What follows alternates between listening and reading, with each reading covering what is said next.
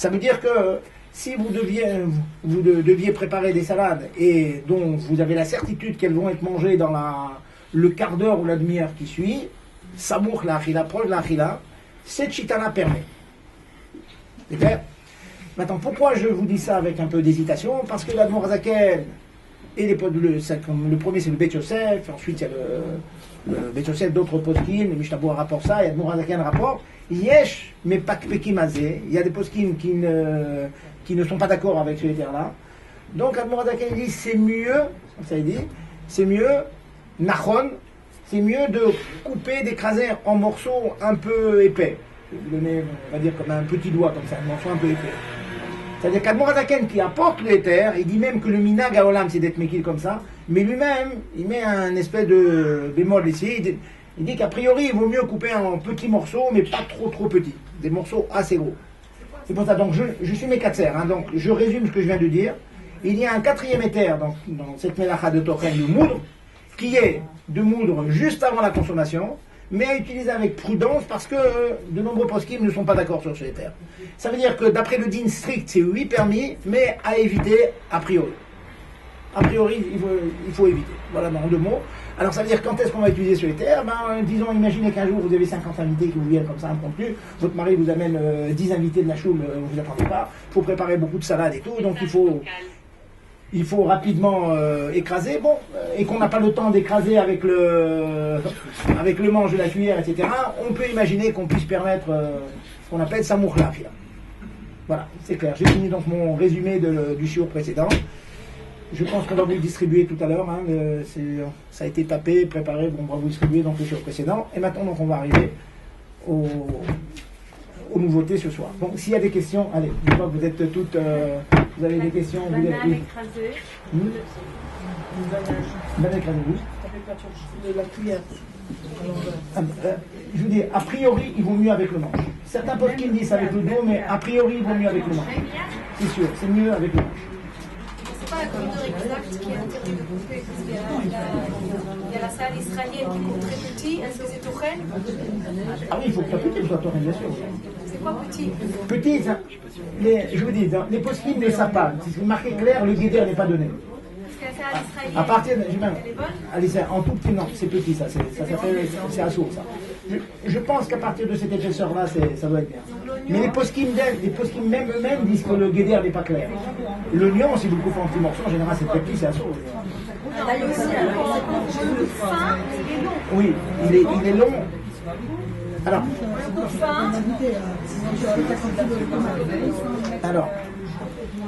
bon, c'est une question qui est la suite de ce qu'on fait maintenant, donc je vais y répondre. On me demande dans Tochen, lorsque l'on coupe des oignons en rondelles comme cela, si pour que ce soit Tochen, il n'y a pas besoin que ce soit dans toutes les dimensions en petits morceaux. Si c'est long mais très fin, c'est aussi interdit. Par contre, il y a une chute de Rav Moshe Feinstein, j'ai peur de partir avec les questions, là, je me retiens, je dois qu'on avance. Une chute de Rav Moshe Feinstein qui dit que, par exemple, les concombres, si vous faites des ronds qui sont pleins, c'est pas tochen, même que c'est très fin. Par contre, quand vous prenez certaines carottes qui sont coupées en lamelles comme ça, mais très fines, sur une dimension comme ça, c'est 8 tochen. Bon, on va laisser ça pour les questions de la fin. Il y en a une ici.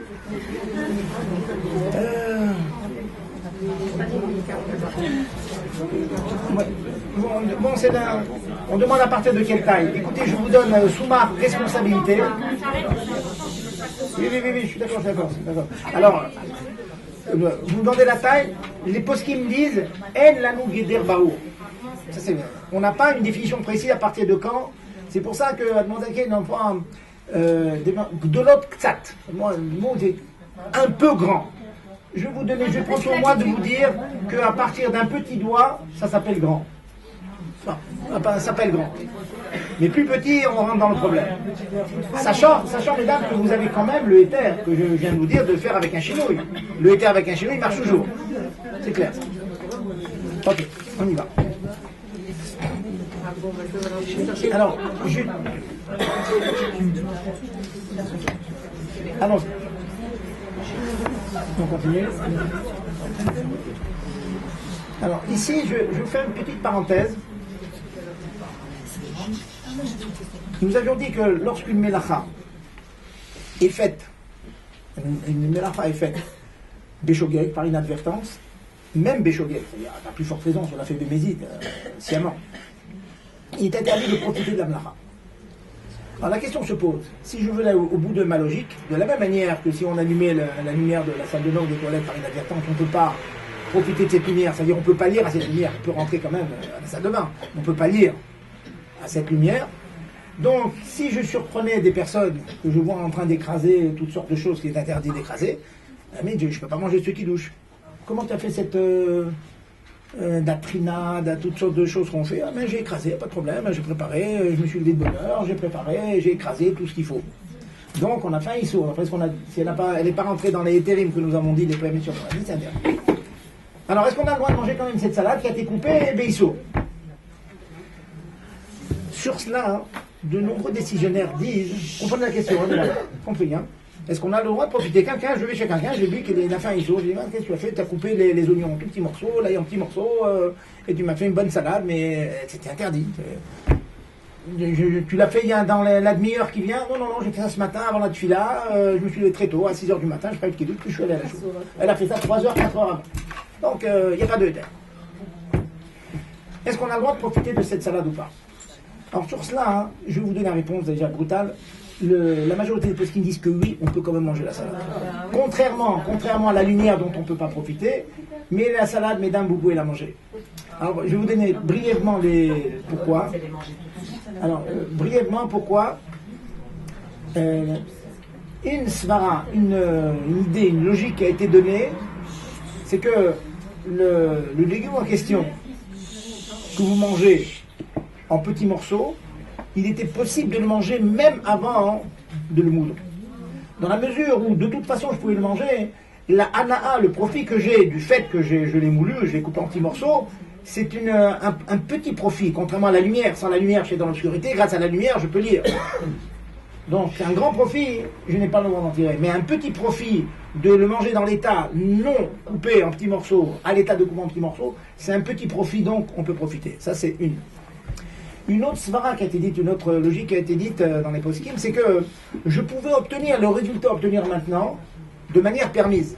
Parce que si la personne avait moulu, avait coupé en petits morceaux avec le chinouille, ou écrasé comme tout à l'heure avec un chinouille, ça aurait été permis. Le résultat obtenu, j'aurais pu l'obtenir de manière permise. Donc en fait, ce n'était pas une fatalité de passer par l'interdiction pour obtenir le résultat. Dans la mesure où je pouvais obtenir le résultat de manière permise, ce n'est pas vraiment considéré comme un vrai profit et donc c'est permis. Bon, en deux mots, si vous avez une personne qui ne connaît pas tout cela, elle vous a fait une belle salade, etc., vous lui dites gentiment, la prochaine fois, tu ne feras pas comme ça, je t'explique comment tu vas faire, mais en attendant, vous mangez avec elle. C'est bien, hein, soyons positifs, voilà. Soyons plus positifs aussi. Maintenant, nous allons passer à une autre mélacha. Je ne suis pas complètement le céder, l'ordre que je vous décidais la semaine dernière. Pour diverses raisons que j'aurai l'occasion d'expliquer. On va passer à une autre mélacha, qui est la mélacha qui s'appelle Dash. Dash, ça veut dire battre le blé. Lorsque on a semé, on a labouré, semé, on a pris la récolte, on a moissonné, puis une fois qu'on a toute la récolte, on tape sur le blé. À quoi ça sert de battre le blé? Pourquoi est-ce qu'on bat le blé? Autrefois, on faisait avec toutes sortes de méthodes, on passait dessus, ou bien on passait des grandes planches avec des pierres très lourdes par-dessus pour écraser le blé, et ça permettait de décoller le grain de blé de l'épi, du reste. Ça le décollait. Ensuite, une fois qu'on avait décollé le grain de l'épi, on projetait tout cela au vent, et le vent faisait la séparation entre le grain et l'épi, et c'est une autre lara qui s'appelle vanner. Vanner, c'est précisément projeter au vent et faire ce tri à l'aide du vent. Mais avant de faire ce tri à l'aide du vent, donc, on battait le blé. Donc, battre le blé, comme je viens de dire, c'est décoller donc le grain de l'épi. Bon, allez, bon, tout ça, en quoi ça nous concerne tellement tout cela? On n'est pas toujours amené à battre le blé. Eh bien, on ne croyait pas si bien dire. on peut parfaitement être amené à battre le blé de certaines manières que je vais vous citer. Cette melacha de battre le blé, elle a plusieurs toldot, elle a plusieurs dérivés que je vais vous citer. Alors, la dérivée de cela, c'est Acholev Behema, le fait de traire des animaux. Alors, je vais tâcher d'expliquer le rapport, on va dire, la ressemblance qu'il y a entre le fait de traire un animal, une vache, et le fait de battre le blé. Battre le blé, ça consiste, comme je viens de vous dire, à décoller l'épi du grain. De la même manière, le lait pousse dans le pis de la vache, et le fait d'enlever le lait, ça décolle donc le lait de l'endroit où il pousse, et nos chachamim assimilent ça à un dérivé de la mlacha de battre le blé. Ceci a posé un problème énorme le siècle dernier en Eretz Israël, parce qu'il fallait traire les vaches, et les vaches qui ne sont pas très souffrent. Donc qu'est-ce qu'on faisait pendant Shabbat? La solution qui avait été trouvée dans les années 1900, c'était de traire la vache, mais de jeter le lait. Qu'est-ce qu'on gagnait de cette manière-là? C'est que lorsqu'on jetait le lait, l'interdiction, c'était seulement une interdiction des rabbanan. Pour ceux qui connaissent ce sujet-là, ça s'appelait Mlacha She'ena Tzricha Legoufa. Donc, comme on faisait la mlacha, on faisait l'interdiction, mais sans tirer profit direct de la chose, donc l'interdiction était des rabbanan, et nos sages permettent de faire un issour des rabbanan à cause de tsar ba'alei chayim, pour ne pas laisser des bêtes souffrir. Les conséquences pour nous, qui ne sommes pas des travailleurs dans les kibbutzim, les conséquences pour nous, c'est, imaginez une femme qui a beaucoup de lait, et dont le petit bébé refuse de téter sa maman. Quelquefois, il faut tirer le lait de la maman parce qu'elle souffre, et ça peut avoir des engorgements, il peut avoir des infections, vous le savez très bien. Alors, qu'est-ce que l'on fait lorsqu'il n'y a pas d'autre solution? On procède de la manière suivante, on prend un tire-lait, et le lait que l'on tire avec le tire-lait, il faut qu'il soit tout de suite jeté, ne pas en profiter, pour éviter la souffrance de la femme, pour éviter les infections. On permet de faire cette interdiction qui est une interdiction minatora, l'interdiction minatora de tirer le lait. On le fait de manière que l'on ne profite pas du lait, ou bien on le jette directement. Et si vous avez des tire-laits mécaniques, pour l'instant, on verra avec les tire-laits électriques, c'est mécanique, duquel parfois, il y en avait certains, on ne pouvait pas dévisser la bouteille qui récupérait le lait. Donc on était obligé de récupérer le lait. Ce qu'on faisait, comme ça c'est marqué dans nos livres, on mettait un produit, quelque chose qui abîmait le lait, de telle sorte qu'on mettait de l'eau de javel, on mettait de l'eau de javel dans le fond de la bouteille, ce qui permettait d'abîmer le lait, donc on n'avait aucun profit de cette melacha. Et c'était le seul moyen de tirer ce lait. Bon, de nos jours on a trouvé des moyens un peu moins violents de tirer le lait quand il le faut. J'ai eu de nombreux cas comme cela. Dans ma famille, j'ai eu des cas comme ça. On peut utiliser une minuterie pour tirer le lait. Ça, c'est des cas assez fréquents où un bébé refuse, où il ne sait pas, où il refuse de téter sa maman. Alors, si les médecins décident, je vais aller du cas le plus simple au moins simple. Si le médecin dit que ce bébé doit prendre le lait de sa maman, il est Shalom en sakana, c'est un petit nourrisson, il est en sakana, il refuse de manger quoi que ce soit d'autre, il veut que le lait de sa maman. Et la maman ne peut pas donner son lait qu'en tirant avec un tire-lait. Alors si l'enfant est en sakana, un enfant qui ne peut manger que le lait de sa mère, il faut absolument lui tirer le lait. Donc il est en sakana, on le tire, même qu'on fait un issour, on permet. Si maintenant, premier cas.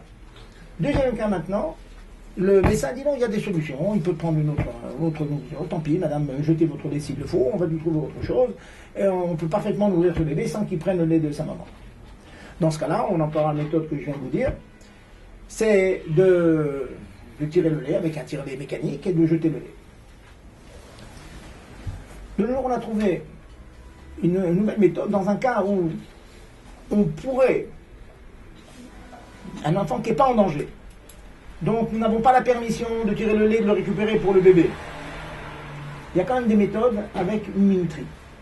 Je vous parle de choses concrètes que j'ai fait, j'aime dans ma propre famille, j'ai eu l'occasion de faire cela. Donc on avait installé une minuterie qui marchait de 11h à 11h10, midi à midi 10, 1h à 1h10. Il est permis à la maman d'apposer sur elle-même le tire-lait, Et donc, le tiers-lait se mettait en marche, 5 minutes toutes les heures, et récupérer son lait comme ça, donner à la nourriture. Je vous parle c'est du concret que je vous dis. Hein. Si vous voulez des cours particuliers, je vous donnerai les adresses de femmes qui ont fait ça. Et ça marche. Voilà. Donc, c'est la solution de nos jours, avec des moyens électriques, donc on peut s'en sortir pour tirer le lait. Et j'insiste encore que c'est une mlacha asura minatora. C'est une tolda de dash. Hein, c'est à relève, c'est une tolda de dash. Donc je vous ai donné toutes les solutions, et bien au prochain on en trouve. Hein, maintenant, si les femmes sont encore à l'hôpital, c'est pas du tout compliqué, vous demandez à l'infirmière de le faire. Je vous ai rappelé tout à l'heure le principe qu'une personne qui est malade, même sans être en danger, tout est permis par une non-juive. Donc vous demandez à la non-juive de brancher les appareils électriques et de tirer elle-même le lait. C'est parfaitement permis. Le cas que je citais, c'est le cas où la maman est déjà rentrée chez elle. Hein, c'est arrivé il y a quelques temps à Pessah. La seule solution c'est pour donner le lait aux nourrissons, c'est que tirer le lait. Donc la maman était rentrée à la maison, elle veut passer Péchard à la maison. Et donc elle a pu tirer son lait grâce à la minuterie dont je vous parle maintenant. Première donc tolda de Dash. Une autre tolda de Dash, c'est le Achovel des Baal Chai. Tirer du sang d'une personne vivante. Donc si vous devez faire une prise de sang, pas Shabbat, à moins que ce soit un danger bien sûr, mais une prise de sang Shabbat, une piqûre intraveineuse est interdite Shabbat. Parce que le fait de faire une piqûre dans la veine, c'est obligé qu'il y ait du sang qui sort. Donc on le permettra que dans des cas exceptionnels ou bien par un non-juif, selon les principes que j'ai exposés déjà. Si c'est impossible autrement, on pourra demander à un non-juif, parce que le non-juif, lui, il fait une interdiction minatora, à savoir de faire sortir du sang, mais comme on parle d'une personne qui est malade, on a dit tout à l'heure que pour une personne malade, il est permis de demander à un non-juif de faire une lacha.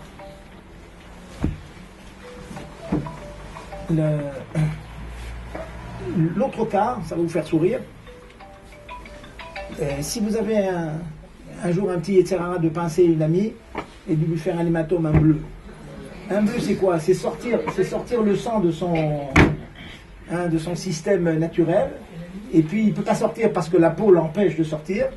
Donc le fait de faire un hématome, de faire un bleu à quelqu'un, alors je ne vais pas dire que c'est un minatora parce qu'on n'a pas besoin du sang, mais c'est au moins un issour des Rabbanan, à part le issour du contraire de Havat Israël, je ne parle pas de celui-là, mais un issour de sortir du sang de son circuit naturel. Voilà. Donc faire sortir du sang, c'est interdit. Interdit à cause de Tolda des Dash. Le sang, il est dans un endroit naturel où il grandit, vous l'extirpez, c'est interdit. Ensuite, une autre dérivée aussi de Dash, très très connue, à laquelle il faut faire extrêmement attention, c'est Srita Terot.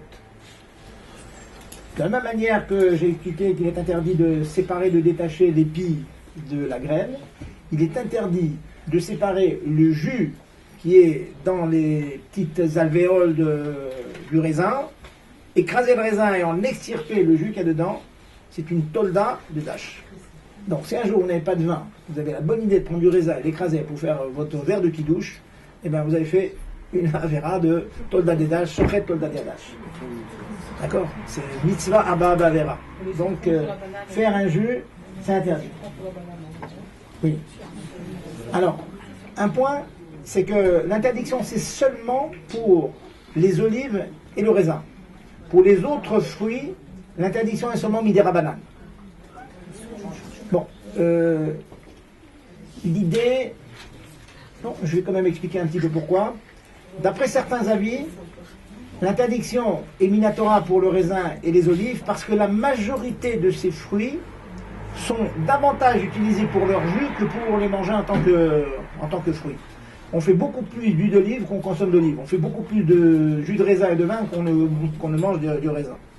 Ça, c'est une idée qui est évoquée dans les poskim.